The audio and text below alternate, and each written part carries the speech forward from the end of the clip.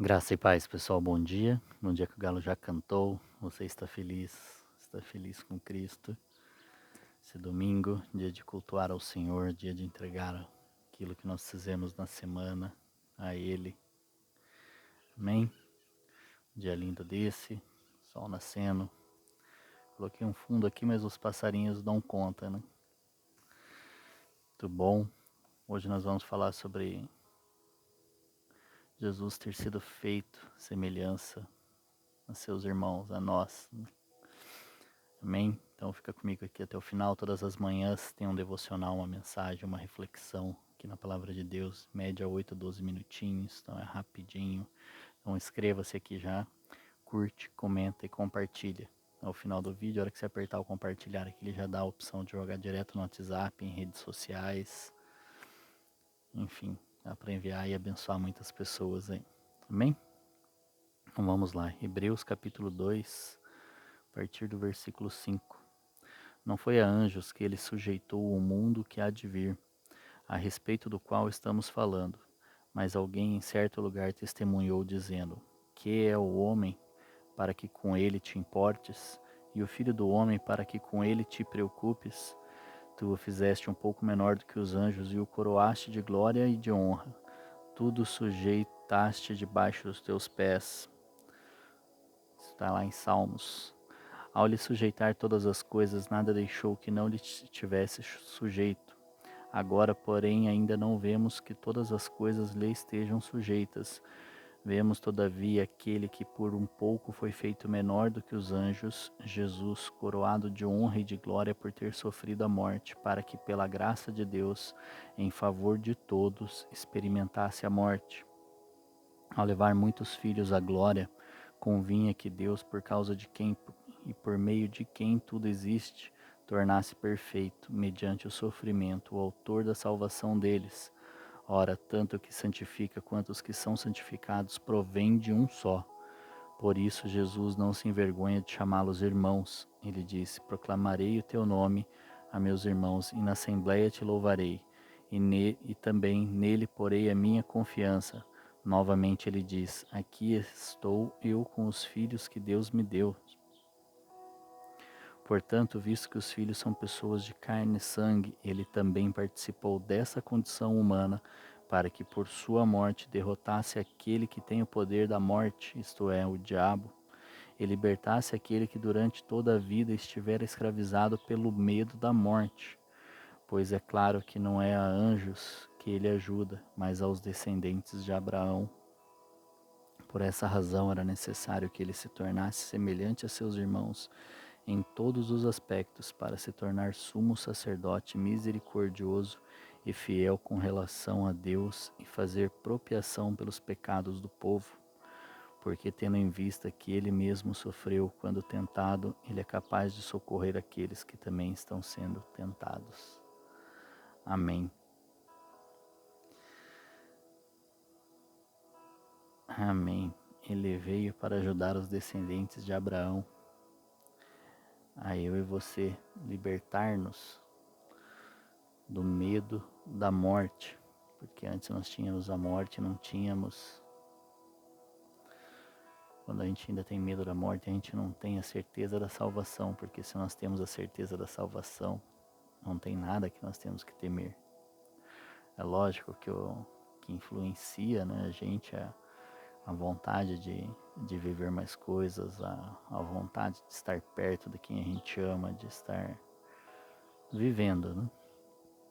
Mas a morte não pode mais ser o nosso medo. Nós vivemos todos os dias um dia a mais. A morte ela vai ser inevitável, né? E glória a Deus por isso.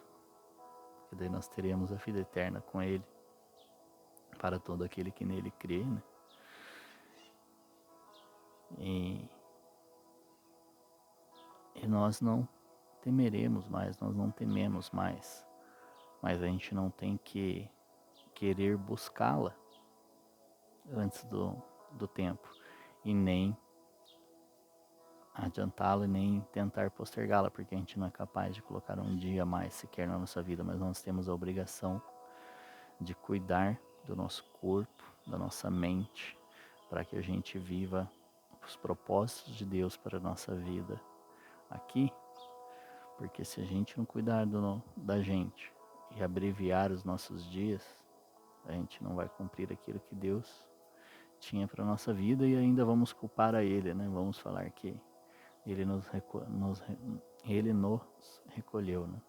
Tem o testemunho do Paulo Canuto, muito forte, que já comentei aqui, o Subirá que falou, mas depois eu fui atrás do Paulo Canuto, conhecê-lo via internet, né? E saber um pouquinho mais dessa história aí é fantástica e a gente aprende muito com isso, sobre nós temos que cuidar sim do nosso corpo, não só porque ele é templo do Espírito Santo, porque Deus habita em nós, mas porque nós temos que ter saúde para cumprir o propósito dele aqui, cuidar daquilo que eles nos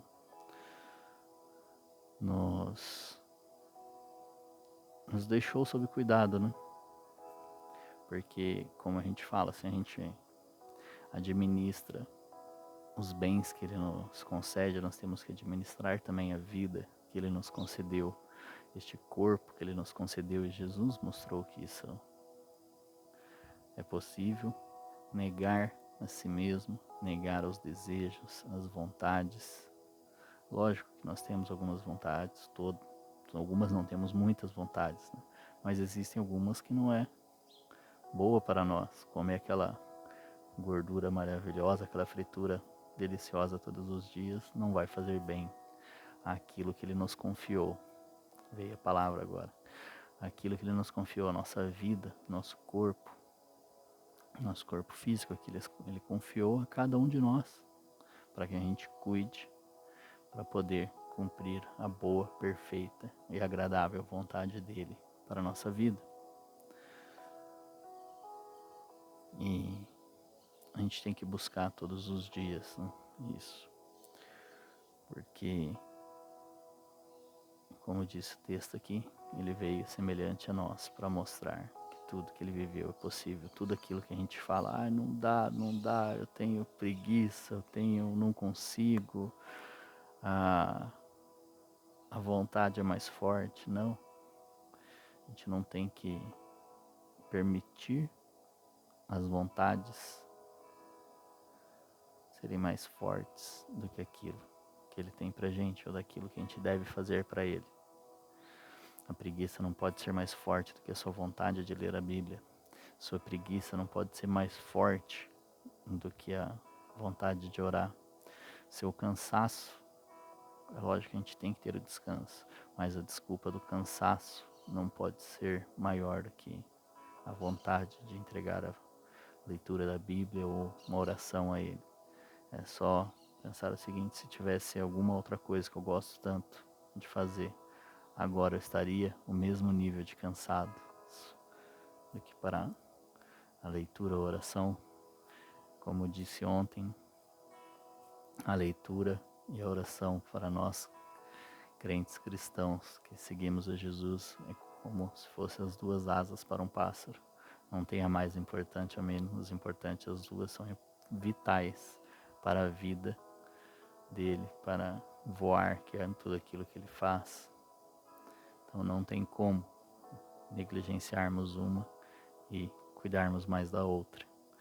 E para que isso tudo a gente consiga fazer, a gente tem que cuidar daquilo que ele nos confiou.